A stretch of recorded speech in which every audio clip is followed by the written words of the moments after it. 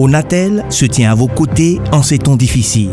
À vous qui luttez avec courage et abnégation pour notre survie ou notre bien-être, soyez assurés que nous ne vous oublierons jamais. À toutes nos autorités engagées sur le terrain, à tous, nous tenons à vous dire merci.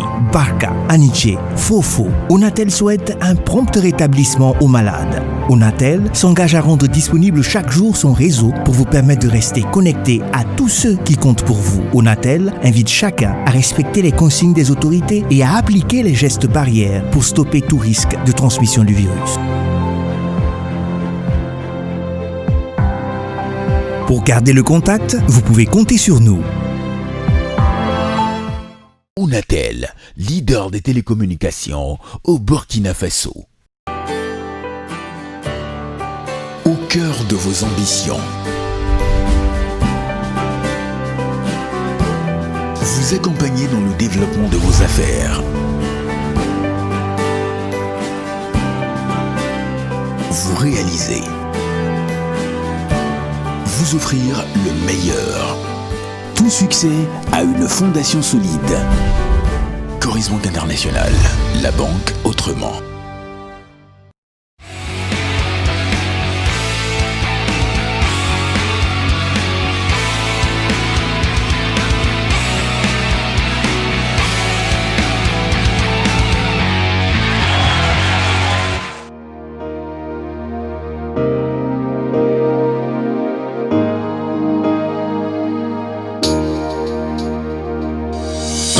Bayili noma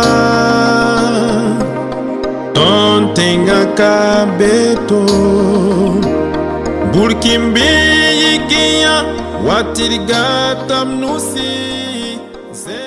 Nous sommes aujourd'hui, chers amis téléspectateurs, comme je vous le disais tantôt, au bureau de Monsieur Roland Sow. C'est le PDG de Elitis et c'est également le PDG de Sissima Hotel. Il est le président du Lien, cette association dynamique de jeunes entrepreneurs au Burkina Faso. Nous sommes dans son bureau, un vaste bureau qui fait envie, sans doute, aux demi-finalistes pépites d'entreprise. Il était là, Monsieur Sow, au début, vous vous rappelez certainement de sa prise de parole. C'était donc dans la grande salle avec les 100 pépites au début. Maintenant que nous sommes à la demi-finale, il va aujourd'hui partager son expérience avec les demi-finalistes. Bonjour Monsieur Sow. Bonjour cher ami.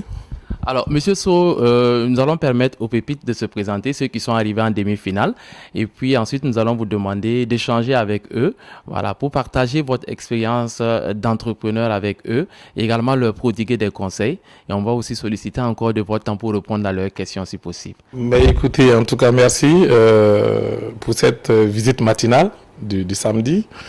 C'est vrai que avec les emplois de temps un peu chargés, c'est toujours pas évident de pouvoir consacrer du temps à nos jeunes frères. Mais vu l'importance du sujet et vu la qualité des candidats aujourd'hui présents ici, il était absolument nécessaire de faire cette rencontre. En tout cas, je me tiens à votre disposition.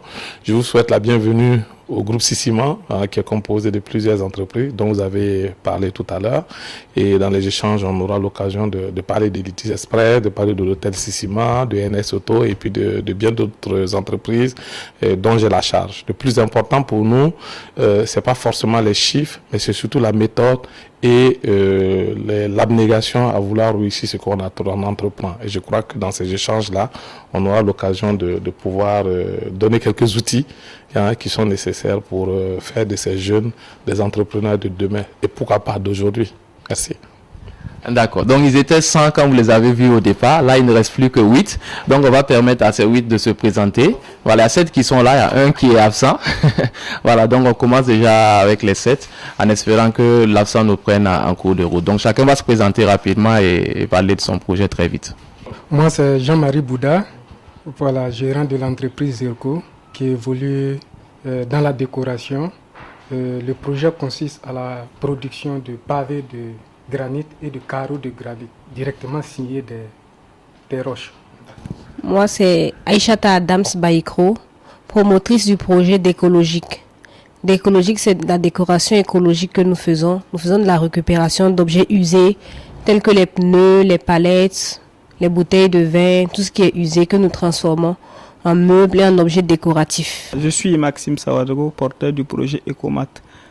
Ecomat a pour mission de transformer les pneus usagés en pavés et dalles amortissantes voilà, pour couvrir les terrains de sport, basketball, volleyball, handball, etc. Et également pour les habitations. Moi, c'est Sissé Kadiatou. Je suis la promotrice de l'entreprise Faso Mousso. Nous faisons la production des épices et la mise en valeur des vertus médicinales de ces épices. Nous faisons également des mélanges d'épices pour éviter la consommation de certains produits chimiques dans nos condiments, pour que ces épices-là remplacent ces produits-là dans nos plats. Moi, je suis Nako Philbert, promoteur de projets de fabrication de matériel agricole, c'est-à-dire des motos et des sémoires à traction motorisée. Je suis Youssouf Traoré, promoteur des sacs biodégradables, porteur du projet Mystère Écolo, qui est un projet de mise en place d'une unité moderne de fabrication de sacs en papier biodégradable afin de remplacer les sachets plastiques qui polluent tant notre environnement. Je suis Konangui Roland, promoteur du projet Coiffure pour tous, qui a pour but de créer une école de formation pour permettre à les jeunes désœuvrés d'apprendre un métier et celui de la coiffure. D'accord, donc voici les demi-finalistes de Pépites d'entreprise, un projet que vous avez vu naître, que vous avez également soutenu, que vous avez accompagné.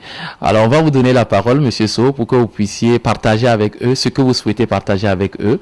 Et puis après, ils pourront, s'ils ont des questions, vous les poser directement.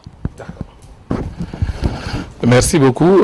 Déjà, je tiens à dire merci au directeur général de BF1, mon ami Saré, pour cette belle initiative qui est Pépite d'entreprise. C'est une initiative extrêmement louable parce que, au-delà du fait que cela permet à des jeunes de pouvoir se rencontrer, de présenter leurs projets, de parler de leur entreprise, et cela crée aussi, je crois, un émolument auprès de ces jeunes en termes de challenge, parce que pour pouvoir effectivement développer une entreprise, il faut qu'on soit challengé. Quand on n'est pas challengé, c'est extrêmement difficile de pouvoir avancer parce qu'on reste sur place et on a l'impression que ce qu'on fait est bien, pendant qu'en réalité, notre produit n'est peut-être pas assez élaboré.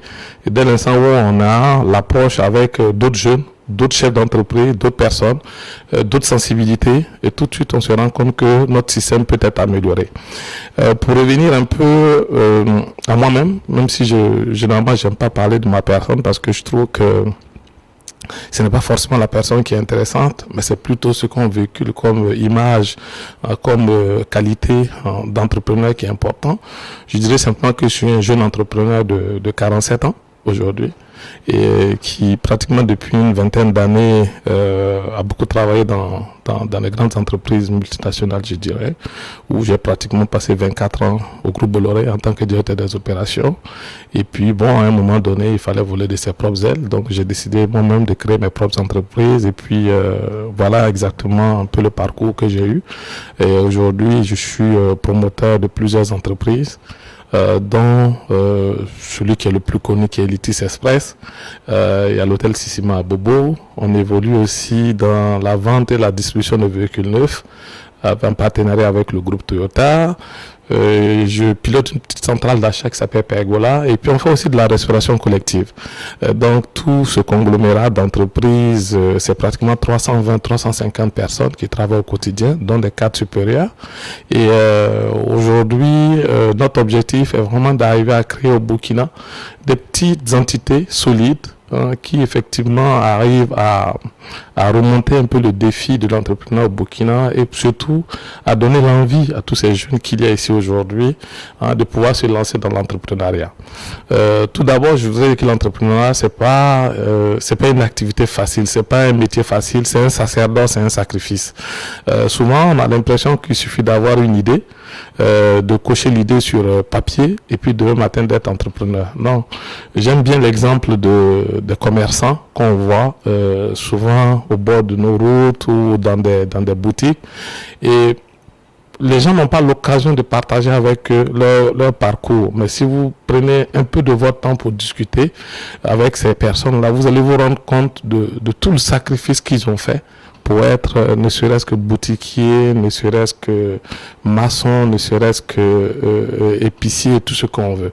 Parce que généralement, c'est des personnes qui sont arrivées analphabètes en ville, connaissant personne, et qui ont réussi, à force de sacrifices, de travail, d'abnégation, à monter leur petit business. Et aujourd'hui, souvent, certains vont à Dubaï, en Chine, et deviennent des jeunes opérateurs qui essaient de vraiment apporter un plus que généralement dont on parle en termes d'activité du secteur informel. Mais c'est beaucoup de sacrifices. Et quand ces personnes, je dirais, partent avec des défaveurs parce que ils sont pas scolarisés, ils arrivent dans des aéroports où ils savent pas lire et écrire, ils arrivent à remplir leurs fiches d'embarquement, ils voyagent, ils achètent des équipements, ils reviennent dans le Burkina, et que nous qui sommes allés à l'école, je dirais, qui avons suivi un cursus, un parcours, on n'arrive pas à relever ce genre de challenge, il y a un problème. C'est-à-dire que le vrai problème se trouve au niveau de l'engagement. Le niveau de l'engagement, parce que cet engagement-là, généralement, quand on est alphabétisé, on est intellectuel, on refuse certains sacrifices. Et quand on regarde le secteur informel qui évolue vers le formel, ces sacrifices, ils le font. Donc, tout entrepreneuriat ou toute entreprise a besoin de sacrifices. Et ça, je crois qu'on ne peut pas le répéter assez. Et le deuxième point le plus important, au-delà du sacrifice, c'est l'engagement. Je crois que le fait d'avoir un projet, tout à l'heure, je vais vous présenter le petit film qu'on a tourné sur le projet Elitis. C'est un projet qui nous a pris 4 ans, pratiquement, 3 ans et demi, et la mise en œuvre, pratiquement 5 mois, pour faire connaître le produit. Donc vous imaginez que pendant 4 ans, tu fais que penser au même projet tous les jours. Comment il va être déroulé, comment tu auras le financement, est-ce que ça va marcher, quels seront les acteurs en face, le personnel qui sera embauché, est-ce que ce sera du personnel qualifié, les engagements que tu vas devoir prendre auprès des partenaires financiers, est-ce que ces engagements seront tenus, c'est des nuits blanches, c'est énormément de sacrifices. Mais au final, après, on a cette satisfaction de dire, le projet, je l'ai fait, je l'ai réalisé, j'ai pris beaucoup de risques, mais voilà le nombre de personnes qui travaillent, voici l'apport que cela fait au pays, voici l'impact que cela peut apporter à l'environnement dans lequel on vit. Grosso modo, c'est ce que je voudrais déjà dire en entrée de jeu. Et puis, après, les questions vont suivre et je pourrais peut-être donner un peu plus de détails sur comment effectivement on va d'une idée, comme ils l'ont fait, à la réalisation du projet, à sa mise en œuvre et à être, je dirais, un jeune patron qui essaie vraiment d'apporter sa pierre à l'édification du Burkina Faso.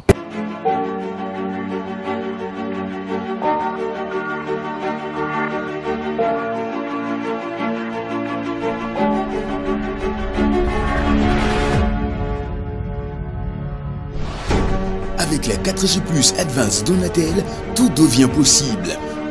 Croyez en vos rêves et ils se réaliseront sûrement. Le plus important n'est pas de courir, mais d'offrir le meilleur de la 4G+ au Burkina Faso.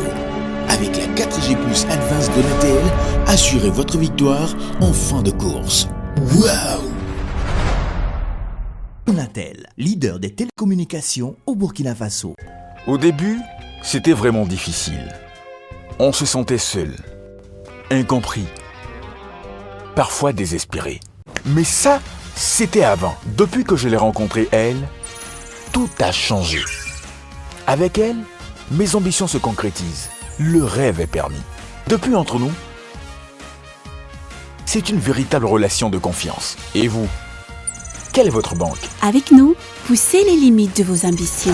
Coris Bank International, la banque autrement. Vraiment, merci beaucoup. C'est très enrichissant. Je pense que cela mérite des applaudissements nourris. Donc, le sacrifice et l'engagement, déjà des maîtres mots pour les jeunes entrepreneurs, les entrepreneurs en devenir que vous êtes. Alors, est-ce qu'il y a des questions? S'il y en a, donc, on va y aller. C'est vrai qu'aujourd'hui, peut-être que beaucoup vont dire que, bon, voilà, on a envie d'être comme vous, effectivement. Quand on rentre dans le bureau ici, ça donne l'envie, en tout cas, d'entreprendre et de devenir patron. Voilà. D'autres aiment dire aussi que, voilà, bon, on peut partir de rien et puis devenir quelqu'un.